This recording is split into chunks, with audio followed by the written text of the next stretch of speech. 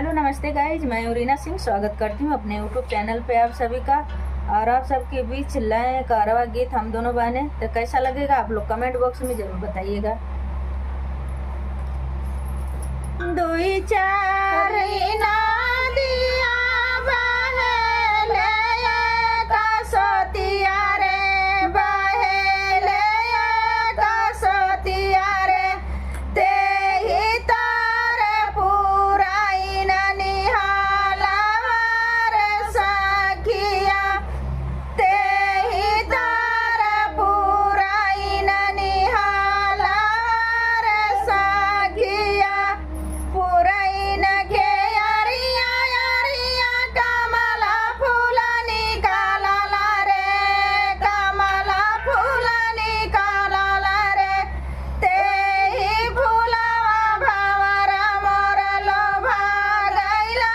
रे सखिया तेहि फूलवा भंवर मोर लोभा गइला रे सखिया रैया के चलता बटैया तबैया बटैया तबैया अरे कतहु देखला पातर पियवा जाला रे सखिया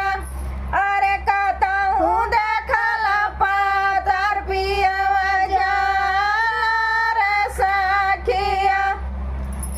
देखली धनिया या जमगढ़ सहारिया रे या जमगढ़ सहारिया रे तुहरे जोगे रतना बेसहला रे सखिया अरे तुहरे जोगे रतना बेसहला रे सखिया रतन पहिनिया सुतलियो सरवारे सुतलियो सरवारे के कर कन्हैया रोड़िया भेगेला रे सखिया अरे के कर कन्हैया रोड़िया भेगेला रे सखिया ससुजी